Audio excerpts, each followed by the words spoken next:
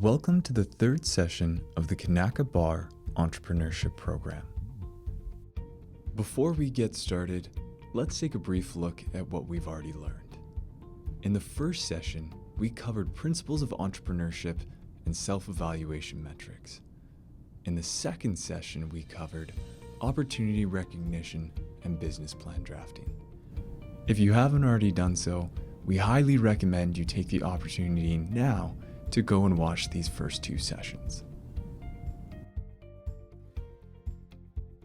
In today's session, we'll cover the three general types of business structures and the advantages and disadvantages of each, naming and registration requirements, and business licenses and permits.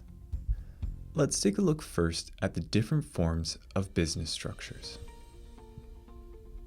Generally, there are three principal types of business structures: sole proprietorships, partnerships, and corporations. Each type of structure is unique, and selecting the right one for you and your business will depend on a number of factors, including the level of personal liability you are willing to take on, the number and manner in which others will be involved in your business, and certain tax and other financial considerations. Let's take a look at each of these business structures in turn. The first type of business structure to consider is the sole proprietorship. This is the simplest form of business organization and is only suitable for someone carrying on business alone. It is not suitable if other people expect to participate in the ownership or management of the business. Advantages of a sole proprietorship is that it is simple and inexpensive to set up, and the owner can write off business losses directly against personal income. The primary disadvantage is that there is no limited liability. Under a sole proprietorship, the business and the owner are essentially considered to be one and the same.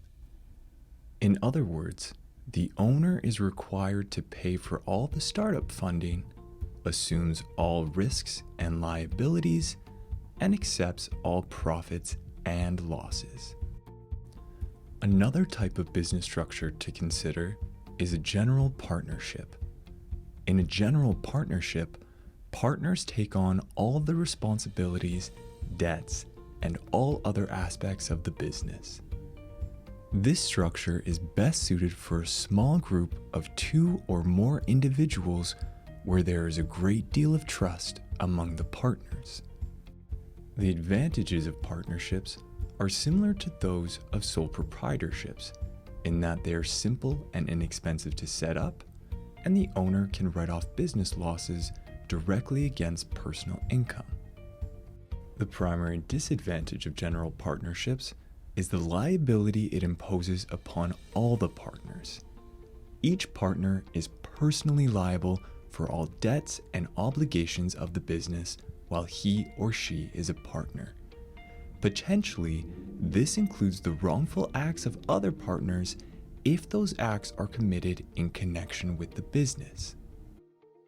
This is one of the primary reasons why partnerships are best suited for small groups where there is a great deal of trust among the partners. Finally, although not required to start a partnership, it is recommended to create a partnership agreement that sets out the terms of the partnership, including items such as how much money each partner will contribute to the business, how finances will be managed, and distribution of profits and losses. Finally, the third and most popular business structure is the corporation. A corporation is created by fulfilling formal legal requirements under federal or provincial legislation. The result of incorporation is the creation of a separate, distinct legal entity, like an artificial person. Corporations can sue and be sued in their own name, enter into contracts, hold property, and much more. The primary advantage of corporations is limited liability. As a corporation is generally considered under the law to be separate from the owner, in most cases only the corporation and not the owner will be responsible for the debts and liabilities of the business. Additionally, corporations are well suited for individuals who intend to have multiple people involved in the governance of the business or that wish to seek investments from third parties.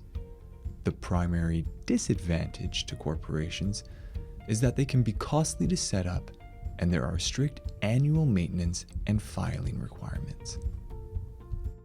In the past few slides, we reviewed the basic principles of sole proprietorships, partnerships, and corporations. As a brief recap, sole proprietorships are best for individuals who want to carry on business alone. They're easy and inexpensive to set up. However, the owner will be personally responsible for all debts and liabilities of the business. Partnerships are best for a small group of 2 or more individuals. They're relatively easy and inexpensive to set up. However, all partners will be personally liable for all aspects of the business and potentially the actions of the other owners. Finally, corporations are well suited to 1 or multiple owners. However, they can be costly and difficult to set up. Nevertheless, unlike sole proprietorships and partnerships, they provide owners with limited liability. Please note that although we've reviewed the most common forms of business structures, there are other forms of business structures available. For example, you may find that a limited partnership or a society may work better for you and your business. It's always a good idea to seek out business and legal advice prior to deciding which structure will work best for you and your business. Now that you know how you might want to structure your business, it's time to start thinking about a name and registration requirements. Entrepreneurs often underestimate how important a name can be to a business. So why does a business name matter? A well-chosen name will help to distinguish your business from competitors, inform customers of what products and services you offer, and create a strong association with your brand. When choosing a business name, take time to brainstorm and test potential names on friends, family, and investors. Additionally, ask yourself questions like, is this name memorable? Is this name unique? And is this name already in use? This last question is important as the name of your business cannot be the same as or similar to an existing name or trademark. Consult your handout for resources on how to determine whether your chosen business name is available for use. Once you've committed to a corporate structure and a name, you'll be able to begin the registration process. The first step in registering your business is gathering all the appropriate documentation. The documents you'll need to register your business will depend on your chosen business structure. As we noted earlier, sole proprietorships are the easiest to form, while corporations have strict legal requirements. If you're unsure how to proceed, consult a business or legal advisor on what documentation you'll require. Next, using your chosen business name, submit a name reservation request for your chosen business to BC Registry. If your business name is approved, you'll receive what's known as a name request number.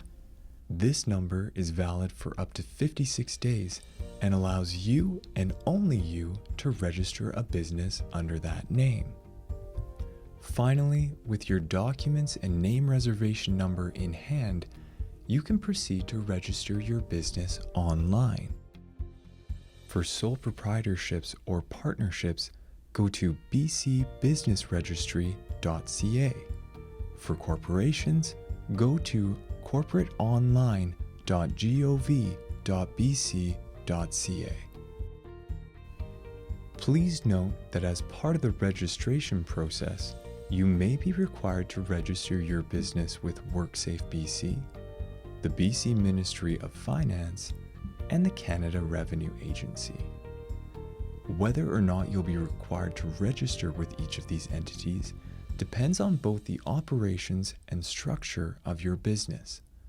Specifically, businesses that hire workers full-time, part-time, casual, or contract are required by law to register with WorkSafe BC.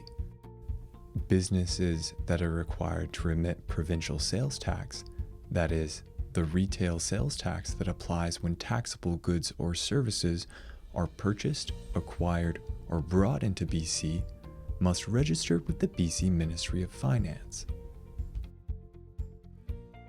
Finally, businesses that are required to collect and remit general sales tax, have hired employees, are corporations, or import or export goods and services abroad must register with the Canada Revenue Agency. Along with registration, you'll also want to consider what licenses or permits your business will require. The type and number of authorizations your business requires will depend largely upon where your business operates and what industry your business operates in. Nevertheless, no matter where you operate, most municipalities will require you to have at least one of several different types of business licenses. Generally, business licenses and permits are issued on an annual basis, usually terminating on December 31st of each year. Additionally, a separate license or permit may be required for each type of activity your business undertakes and for each location where your business may operate. For more information on business licenses and permits in your local municipality, please contact your local representative. For more information on business licenses and permits across the province generally, please visit the Government of BC's website. You can find this information on your handout. Thank you for joining us for this third session of the Kanaka Bar Entrepreneurship Program. To provide you a roadmap of where we are and what we've already learned, you'll remember that in the first session, we covered principles of entrepreneurship and self-evaluation metrics. In the second session, we covered opportunity recognition and business plan drafting. If you haven't already watched these videos, please go back and do so now. And in summary of this third session, we covered choosing a legal structure for your business, naming and registration requirements, and business license and permits. Finally, in the next session, we'll cover employment basics, finance and marketing, and business management.